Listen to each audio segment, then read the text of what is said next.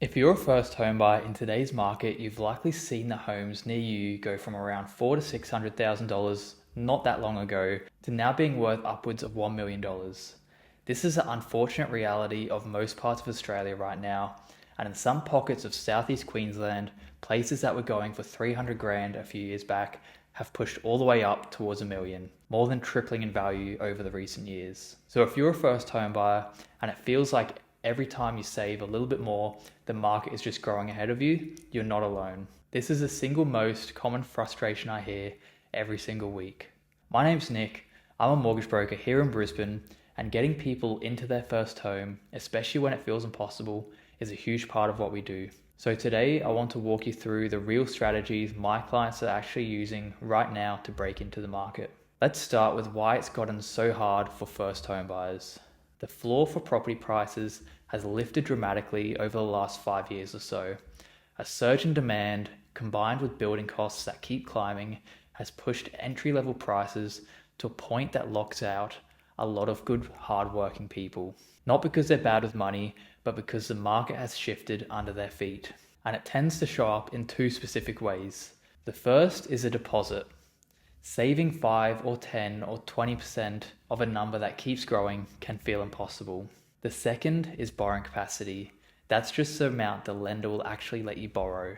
To give you a rough idea, a single person earning around $100,000 a year with no kids and no debts can often borrow somewhere in the range of $500,000 to $550,000 for a home to live in. Now that's only a general guide, and it moves around quite a bit between lenders, but it means that unless you've got a serious deposit behind you, you're looking at properties around $600,000 or less, and in most capital cities, that's a tough ask. So a lot of people do the understandable thing.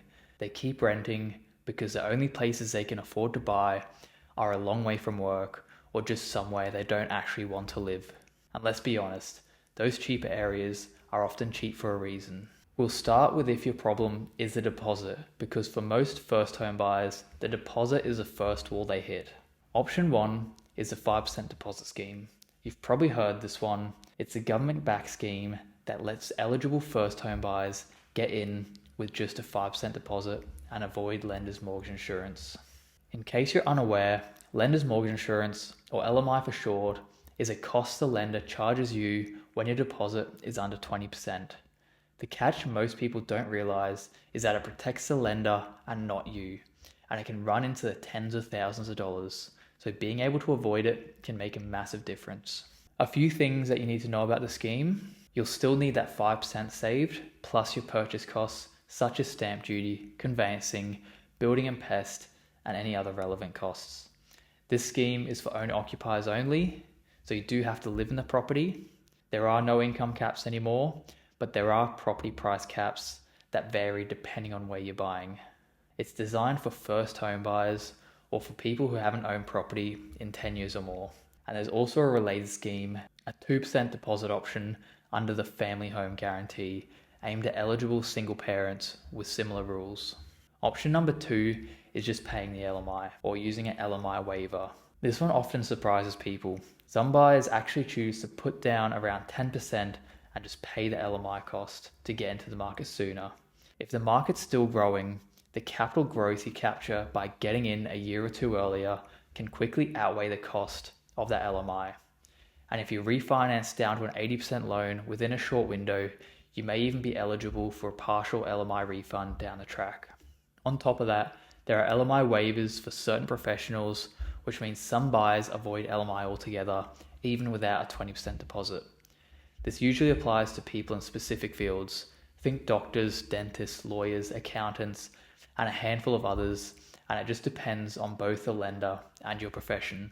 This is exactly the kind of thing that's easy to miss completely if you don't know to ask for it. Now, option 3 is using a guarantor. A guarantor loan lets you borrow up to 100% of the property value plus your purchase costs by using a direct family member's equity as additional security. Simply put, instead of you having to come up with a deposit in cash, your family member's existing equity does that job for you. It's a lot more flexible than a 5% deposit scheme, and it can be used for either owner-occupied homes or an investment property. Now, of course, going guarantor is a real commitment for the family member involved, and it's something that everyone involved should understand properly before anyone signs anything. One thing to note is that a guarantor solves the deposit problem, but it doesn't increase how much you can borrow. If your deposit is actually fine, but the bank just won't lend you enough to buy where you want to live, there might be some options for you. I have a full separate video on how you can improve your borrowing capacity. I'll link that down below, but that video doesn't cover the strategies we're about to go through. Option 1 is to buy an investment property instead. This strategy is often called rentvesting, and is exactly what it sounds like. You rent where you want to live, and you invest where the numbers make sense. If you keep renting somewhere affordable, or stay living with your family for a while and buy an investment property, the lender will factor that future rental income into your assessment, and that can lift your borrowing capacity. Even if it doesn't move the needle much, it still lets you buy an affordable investment somewhere that the numbers work, and start building equity now instead of sitting on the sideline for years. I've done a whole separate video just on rentvesting, so if that one sparks your interest, go have a watch. Option 2 is buying with a friend or family member. This one is becoming more and more popular, and for good reason. Instead of relying on one income, you can team up with someone you trust and combine your borrowing power. 2 incomes can get you a lot further than just one. Several lenders will let you split the loan into 2 separate mortgages that reflect how much of the property each of you owns. So instead of you both being jointly liable for one big loan, you're each responsible for your own portion. That makes the repayments cleaner, and it's much tidier down the track, because if you want to borrow for something else later on, you're only on the hook for your share, not the whole thing. You can do this for an owner-occupied home or even for an investment property. The main thing to be aware of is that to avoid LMI in this structure, you'll generally want a combined deposit that gets your loan to value ratio to that 80% mark, which is essentially a 20% deposit. If your deposit's smaller than that, you've still got options. You could just pay the LMI, or you could look at the guarantor or 5% deposit scheme that we've already talked about, whichever fits your situation best. And that's really the bigger point I want you to walk away with.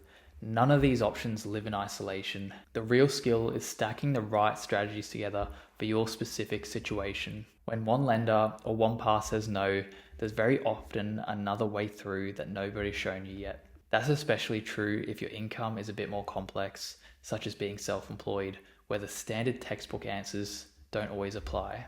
Now, for those of you who maybe don't have access to the options we've been through and are willing to sacrifice and put in the work, here's a few ways to boost your deposit and your borrowing capacity without any help from the government, family, or friends. The thing that will always make the biggest impact to your situation is boosting your income. This is obviously easier said than done, but it can be achieved in a few ways. The first would be simply asking for a pay rise in your current job. You'd be surprised by the number of people who just assume the answer will be no and never ask. But like a lot of things, if you don't ask, you don't get. So it's worth the conversation with your employer. If you have no success with this, the next step would be looking to see if you can get a better position elsewhere or making yourself more valuable by learning new skills. And that could mean enrolling in a course and studying part-time. I've also had clients choose to pick up a second job or change to shift work to get penalty rates for nights and weekends. If you can do this for a consistent period of time, usually a minimum of 6 months, lenders will include most of that income towards your servicing, and you probably would have had a boost in your savings during this time frame as well. Alongside earning more, just as important is making sure the money that you are saving is working harder for you. A few examples of this include using the First Home Super Saver Scheme, keeping your savings in a high interest savings account, or investing into shares to grow your deposit. But remember, this is not financial advice, and you should do your own research and speak to professionals to find the best solution for you. If any of this resonated with you and you want to know how it actually applies to your situation, the best next step is to book a call with me. It's free, there's no obligation, and we'll sit down and map out exactly where you stand and which of these paths give you the best chance to own your first home. You can book a chat through the link down below.